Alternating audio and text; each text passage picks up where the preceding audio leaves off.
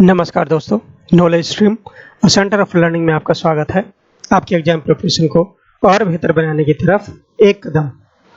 दोस्तों, knowledge stream की polity की क्यूएसएन क्वेश्चन आंसर सीरीज है। इसके अंतर्गत हम टॉपिक वाइज, चैप्टर वाइज जो भी विभिन्न प्रतियोगी परीक्षाओं में क्वेश्चन पूछे गए हैं उनको हल कर रहे हैं और उनके साथ साथ कुछ और तथ्यों को भी शामिल कर रहे हैं जो भी एग्जामिनेशन पॉइंट ऑफ व्यू से बहुत ही ज़्यादा महत्वपूर्ण है।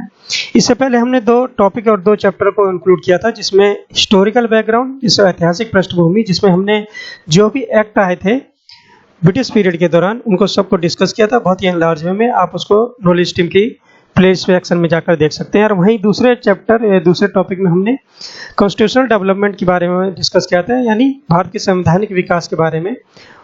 और यहाँ पर हम जो तीसरा टॉपिक और तीसरा चैप्टर आज इंक्लूड कर रहे हैं वो है salient feature of Indian constitution, यानी संविधान की प्रमुख विशेषताएं। इसके बारे में हम आज डिस्कस करेंगे और इसमें विभिन्न प्रतियोगी परीक्षाओं में जो भी क्वेश्चन पूछे गए उनको शामिल करेंगे और उनके साथ और तथ्यों को भी जोड़ेंगे। चलिए स्टार्ट करते हैं आज का लेक्चर। और लेक्चर स्टार्ट करने से पहले आपसे अनुरोध है, नॉलेज टीम को जरूर सब्सक्राइब कर लें, नेक्स्ट वीडियो के नोटिफिकेशन के लिए बेल आइकन को जरूर दबा लें और दोस्तों के बीच में इसको जरूर शेयर करें जो भी एग्जामिनेशन की तैयारी से जुड़ा हुआ है।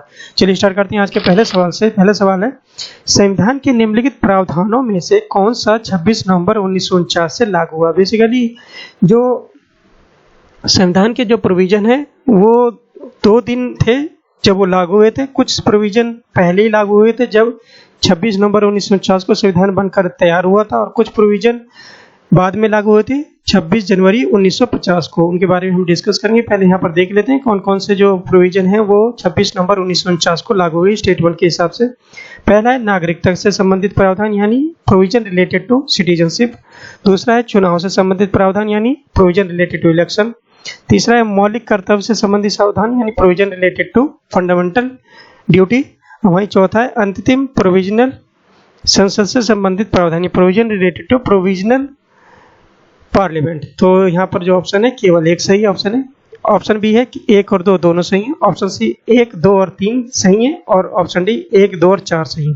तो यहाँ पर थोड़ा डिस्कस कर लेते हैं कि कौन कौन से ऐसे प्रोविजन थे जो 26 नवंबर 1949 को ही लागू हो गए थे, जो जब संविधान बनकर तैयारी हुआ था, और कौन कौन से प्रोविजन लागू थे 26 जनवरी 1950 को, जिसको हम गणतंत्र दिवस के रूप में मनाए जाते हैं। और हमने 26 जनवरी को ही ऐसा डेट को क्यों चुना जो हमारा संविधान को अडॉप्ट करने का, यानी संविधान को हम 26 जनवरी 1950 में क्यों लागू किया और उसको गणतंत्र दिवस के रूप में जैसे कि हम मनाते हैं। तो यहाँ पर जो 26 नवंबर 1949 यानी जिस दिन कॉन्स्टिट्यूशन बनकर तैयार हुआ था, उनमें 5 प्रमुख चीजों का हमने पहले ही लागू कर दिया था, जिनमें से सबसे पहला था प्रोविजन रिलेटेड टू सिटीजनशिप जो कि स्टेटमेंट 1 है। दूसरा था प्रोविजन रिलेटेड टू इलेक्शन जो कि स्टेटमेंट 2 है। तीसरा था provision related to provisional parliament जो कि स्टेटमेंट 4 है। और वहीं पर 2 और प्रोविजन थे जिनमें से जो पार्ट 21 में नहीं थे कॉन्स्टिट्यूशन के, टेम्परेरी और ट्रांजिशनल प्रोविजन, यानी कुछ अस्थायी प्रोविजन थे उनको, और पार्ट 22 में शॉर्ट और टाइटल जो इंक्लूड हैं। तो इन 5 प्रोविजन को हमने 26 नवंबर 1950 में ही लागू कर दिया गया था। तो यहाँ पर जो तीसरा स्टेटमेंट है मौलिक कर्तव्य यानी फंडामेंटल ड्यूटी से संबंधित प्रावधान, उसको नहीं लागू किया गया था। तो ये ऑप्शन स्टेटमेंट गलत है। तो इस तरीके से जो हमारा आंसर सही हुआ वो ऑप्शन डी 1, 2 और 4 सही है। यहाँ पर हम डिस्कस कर लेते हैं कि हमने 26 जनवरी 1950 का दिन ही क्यों चुना, क्योंकि जैसा कि हमने अगर मॉडर्न हिस्ट्री में पढ़ा होगा कि जो पूर्ण स्वराज हमने सबसे पहले 26 जनवरी 1930 को मनाया था, और जो पूर्ण स्वराज का जो रेजोल्यूशन पास किया गया था वो लाहौर सेशन दिसंबर 1929 में पास किया गया था कि हम 26 जनवरी 1930 को पूर्ण स्वराज मनाएंगे। तो उसी 26 जनवरी 1930 को, जिसमें ऐतिहासिक इम्पोर्टेंस है, एक हिस्टोरिकल इम्पोर्टेंस है, तो उसकी याद में हमने जो संविधान को लागू करने, पूर्ण रूप से लागू करने का डेट चुनी वो 26 जनवरी 1930 ही चुनी। चलिए क्वेश्चन नंबर 2 की तरफ बढ़ते हैं। संविधान के विभिन्न भागों में इसके द्वारा किए गए महत्वपूर्ण और बड़ी संख्या में परिवर्तन के कारण किस संशोधन अधिनियम को मिनी संविधान यानी मिनी कॉन्स्टिट्यूशन के रूप में जाना जाता है। ऑप्शन देख लेते हैं। ए पहला संशोधन अधिनियम जो कि 1951 में हुआ था। बी 42वां संशोधन अधिनियम जो 1976 में हुआ। सी 44वां संशोधन अधिनियम जो 1978 में हुआ, या डी 7वां संशोधन अधिनियम जो 1956 में हुआ। तो बेसिकली जो 42nd कॉन्स्टिट्यूशनल अमेंडमेंट एक्ट था जो कि 1976 में हुआ था, 1976 में, उसको मिनी कॉन्स्टिट्यूशन के नाम से जाना जाता है, क्योंकि इस कॉन्स्टिट्यूशनल अमेंडमेंट के तहत जो कॉन्स्टिट्यूशन में इतने ज़्यादा फेरबदल किए गए थे, इतने ज़्यादा चेंजेस किए गए थे कि इसको मिनी कॉन्स्टिट्यूशन के रूप में जाना जाता है। इसके डिटेल के बारे में हम पढ़ेंगे जब हम कॉन्स्टिट्यूशन के जो अमेंडमेंट है उससे रिलेटेड चैप्टर में डिस्कस करेंगे। तो इसका करेक्ट आंसर है यहाँ पर ऑप्शन बी, 42वां संशोधन अधिनियम 1976 यानी 42nd constitutional amendment act 1976। Question number 3 की तरफ बढ़ते हैं। भाग 7 जो कि पार्ट बी राज्यों से संबंधित था को किस संशोधन अधिनियम द्वारा हटा दिया गया था? ऑप्शन देख लेते हैं। पहला संशोधन अधिनियम जो 1951 में हुआ, बी है 42वां संशोधन अधिनियम जो 1976 में हुआ, सी 44वां संशोधन अधिनियम जो 1978 में हुआ, या डी 7वां संशोधन अधिनियम जो 1956 में हुआ। यहाँ पर हम थोड़ा डिस्कस कर लेते हैं। बेसिकली कॉन्स्टिट्यूशन में जैसा कि हम जानते हैं कि कुछ पार्ट जोड़े गए थे और कुछ पार्ट हटाए भी गए थे। तो जो पहला और आखिरी पार्ट जो कॉन्स्टिट्यूशन से हटाया गया था वो पार्ट 7 था, बहुत ही ज़्यादा इंपॉर्टेंट है, जो कि पार्ट बी राज्यों से संबंधित था। ये पार्ट बी पार्टी राज्य क्या है अभी डिस्कस कर लेते हैं। एक्चुअली में जो एक स्टेट रीऑर्गेनाइजेशन एक्ट आया था 1956 को, जिसको हिंदी में राज्य पुनर्गठन अधिनियम बोला जाता है 1956। उसके तहत जो स्टेटस था स्टेट्स का उससे पहले यानी 1950 की अगर हम कंडीशन देखें तो 1950 में जो भी स्टेट थे उनको 4 ग्रुप में डिवाइड किया गया था, जिसमें part A, part B, part C और पार्ट डी स्टेट थे, और टोटल मिला के ऐसे 29 स्टेट थे। पार्ट ए स्टेट में उन स्टेटों को शामिल किया गया था जो रेस्ट वाइल गवर्नर प्रोविंस, जो ब्रिटिश इंडिया के दौरान जो गवर्नर प्रोविंस थे वो पार्ट ए में शामिल थे। वहीं पर अगर हम रियासतों की बात करें यानी प्रिंसिपल स्टेट की बात करें, और यहाँ पर हम पार्ट ए में जान लेते हैं कि पार्ट ए में 9 ऐसे स्टेट शामिल किए गए थे। वहीं पार्ट बी जिसके बारे में डिस्कस कर रहे थे कि रियासतें यानी प्रिंसिपल स्टेट शामिल थे, वो भी जो संख्या में 9 थे, यानी नंबर उनकी जो है ना 9 थी, और उसमें वो रियासतें थी जिनमें लेजिस्लेचर यानी विधायिका थी, तो वो पार्ट बी में इंक्लूड किए थे। वहीं पार्ट सी में जो rest while chief commissioner province थे ब्रिटिश इंडिया के दौरान, वो पार्ट सी में इंक्लूड किए गए थे, जो कि बाद में यूनियन टेरिटरी बनकर हमारे सामने आए। और वही पार्ट डी में अंडमान और निकोबार आइलैंड शामिल था। इस तरीके से 4 पार्ट में हमने देख लिया।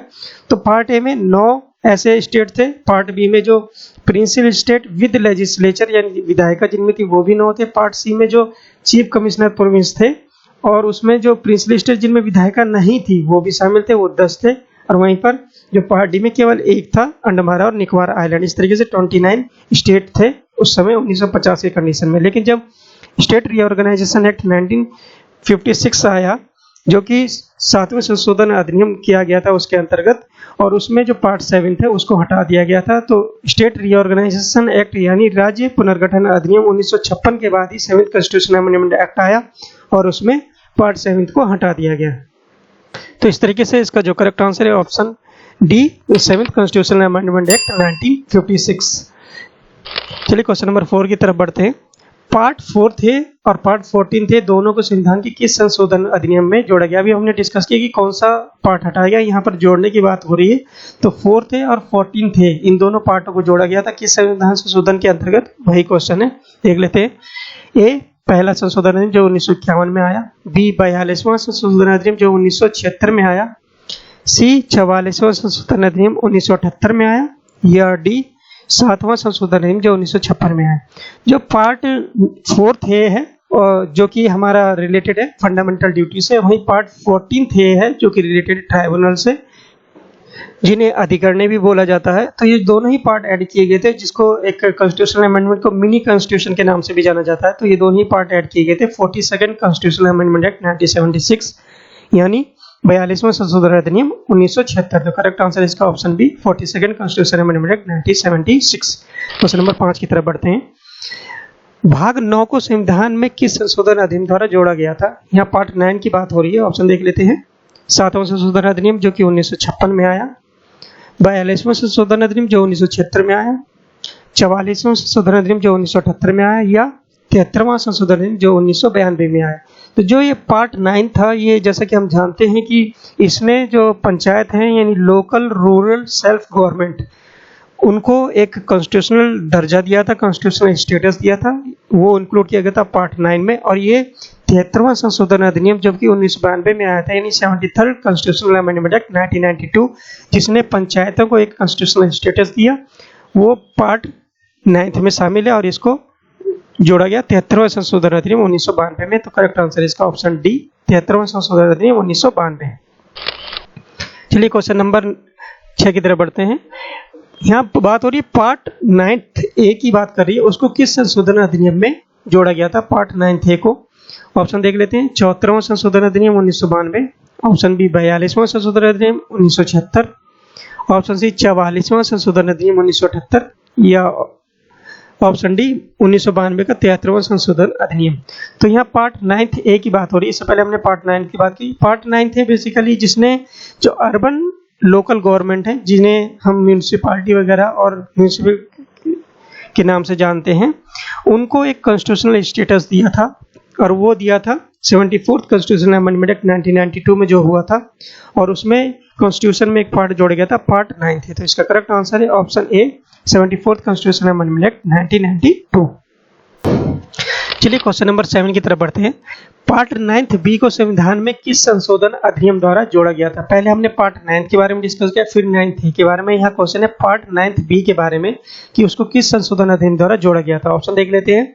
ए 74th कॉन्स्टिट्यूशनल अमेंडमेंट एक्ट 1992 यानी 74वां संशोधन अधिनियम 1992, बी 42वां संशोधन अधिनियम 1976, सी 44वां संशोधन अधिनियम 1978 या D 97th constitutional amendment act 2011 यानी 2011 का 97वां संशोधन अधिनियम। तो इसके बारे में डिस्कस कर लेते हैं। बेसिकली पार्ट 9 बी किससे रिलेटेड है? जो कि पार्ट 9 बी था वो कोऑपरेटिव से रिलेटेड था, और ये part 9 B 97th constitutional amendment act जो कि 2011 में आया, उसके तहत इसको जोड़ा गया था और कोऑपरेटिव सोसाइटी को भी एक कॉन्स्टिट्यूशनल स्टेटस दिया था। करेक्ट आंसर है इसका ऑप्शन डी 97वें संशोधन अधिनियम 2011।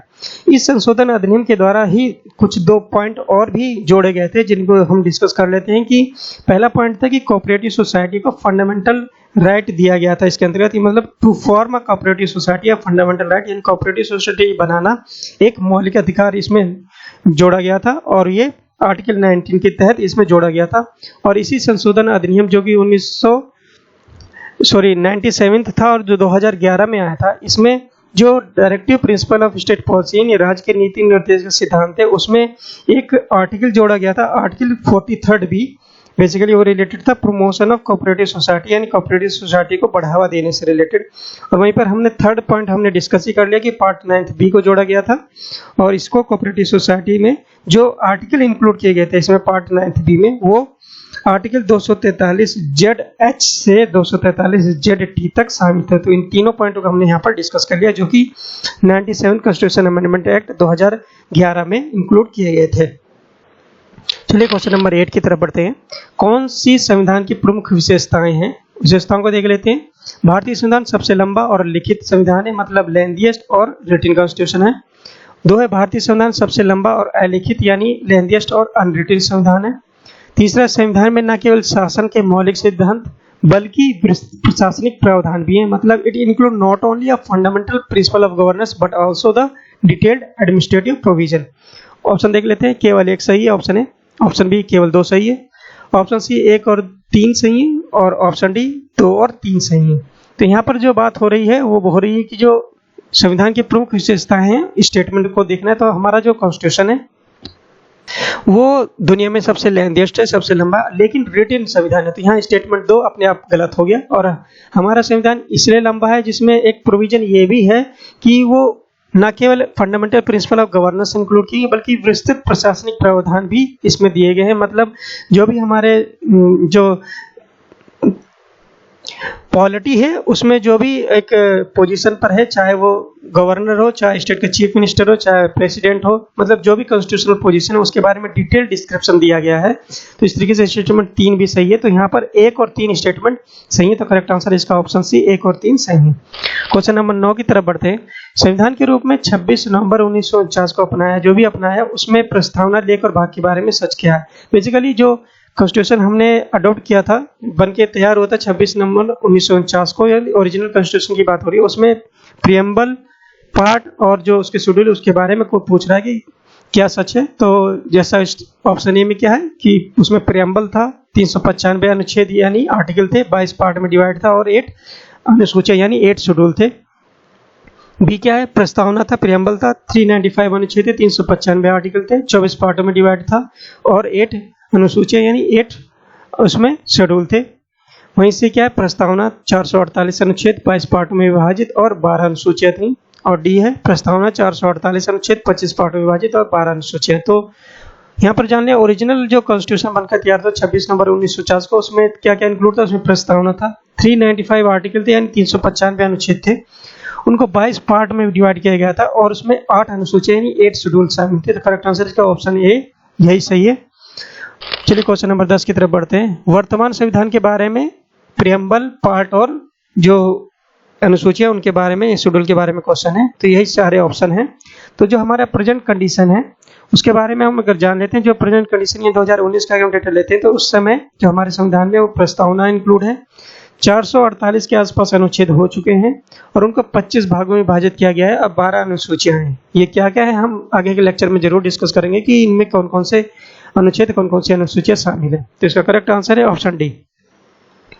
इस तरीके से दोस्तों जो आज के चैप्टर और आज का टॉपिक था संविधान की प्रमुख विशेषताएं यानी साइलेंट फीचर ऑफ कॉन्स्टिट्यूशन, उसके अंतर्गत जो भी सवाल एग्जामिनेशन में पूछे गए हम उनको डिस्कस किया और साथ साथ और महत्वपूर्ण तथ्यों को भी शामिल किया जो भी एग्जामिनेशन पॉइंट ऑफ व्यू से बहुत ही ज्यादा महत्वपूर्ण है। आपको लेक्चर कैसा लगा कमेंट बॉक्स में जरूर बताइएगा और अगर अच्छा लगा तो लाइक बटन को जरूर प्रेस करिए। नॉलेज स्ट्रीम से जुड़ने के लिए धन्यवाद।